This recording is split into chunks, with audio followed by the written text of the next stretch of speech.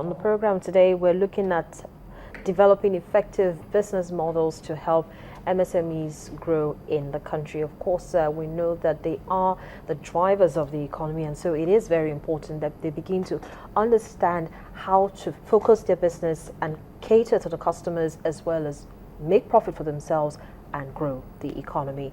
I've been having a conversation with two business development experts. Both of them are still here with me. Joel Osebor, he's the Chief Executive Officer, Kinetic Enterprise Solution Limited, and Edward Esene, he's a Senior Consultant, Kinetic Associates. Thank you so much, gentlemen, for sticking around. So, Joel, just before we went on that break, I caught you short on talking about the other elements of a successful business model. Yeah, we're going to talk about the key resources. Yeah. The key resources part for every small business is you need to think about the resources you need for your business. And you know, one beautiful thing about the business model is it's not cast and concrete. All of these elements we're talking about, the building blocks we're talking about, there are things you can use a stick on, each having its heading, and you just make a note. Just make a note of each of these things. If they are going to work for your business, fine. If they won't work, you put it off again, and you stick on another one. In your key resources, you want to look at your physical resources.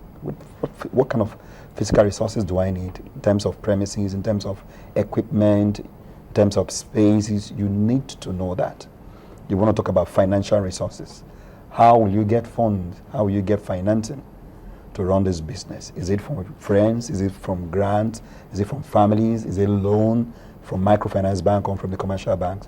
You need to define this model that will work for your business. You want to look at other resources you need to look at is basically the human resources too. Who do I need to work with to get this business where I want to go? Then you also need to look at your own intellectual resources. Do I have the capacity? Do I have the skills? If I don't have it, what do I need to do? How do I need to enhance my capacity, my knowledge base to do this business effectively? Another key area you need to look at in the business model is the revenue streams. How do I want to make money? Am I going to make money through subscription? Am I doing brokerage? You need to define the areas you have to generate money for your business. You also want to look at your key suppliers. Your suppliers in terms of, rather, your partners. Under your partners, you look at your suppliers. Who do you want to do business with? Who is going to supply you resources? Who is going to supply you the materials? Who do you need to work with? Do you need to do some outsourcing? If you want to outsource, who are the people you need to work with? All of these things need to be clearly defined. They don't need to come into the big body of the business plan all at once. But if you define them just on a sheet of paper, there's what we call the business model canvas. You have a very sheet of paper, a rectangle form, having these 9 building blocks. No, we've just talked about 1, 2, 3. We've only talked about 5. 5 of them. We'll talk about the other 4. We have 4 to go. We have, okay. So, but what I'm saying is, this other ones, you just, all you need to do is you stick all of these things, and you can see your business come alive. Yeah. So Edward, could you just talk about the remaining 4? Okay. We also have the cost structure. I don't know if you have mentioned that. Yeah. Is it there? Okay. We have key partners, the key activities, and value proposition.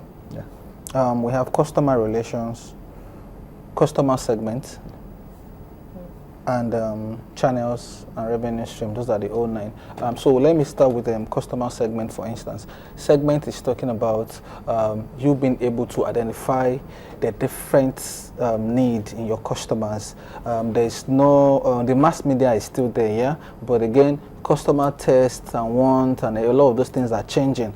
Some of the example we used to give, if you sell a dry cleaning machine, you must know that there are different segments that want that machine. Like you have students, they need a kind of machine that can help them with their clothes. You have people that are working, probably married couples, busy professionals, they are on the go, they need a machine to help them with that. Then you have the professional dry cleaners. You know, those are 3 segments needing one product. But then looking at it, how many companies actually really do all of this? Look at this element of having a business model that's and the actually problem. following through with it. That's the problem. So we are at one end trying to make money and wondering why we are not making money. And at the other hand, we're not paying attention to growing the business.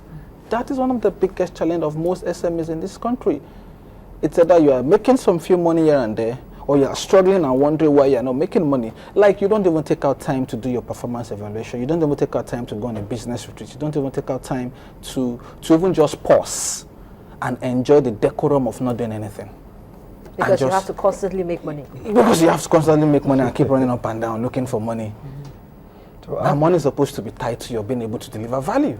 I think the business model is makes life easy for not just the small business owners, excuse me, even for the multinationals, the big business owners. Like this business model we just talked about, a lot of multinationals are using the model. So we feel that if we can get a lot of our SMEs using the same model, and don't talk about sustainability of your business.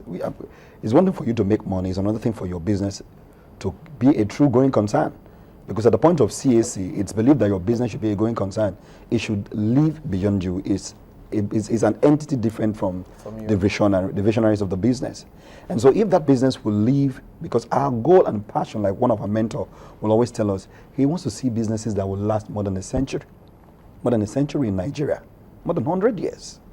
So, and the business model canvas, if truly used and used over and over again, it has the ability, not just the ability, it has the capacity for us to build businesses that will live over 100 years in Nigeria. Because what we have now is somebody can start, I'm sure you know the statistics, for every 5 and 10 businesses that start before 3-5 years, maybe you have 1 or 2 of them alive.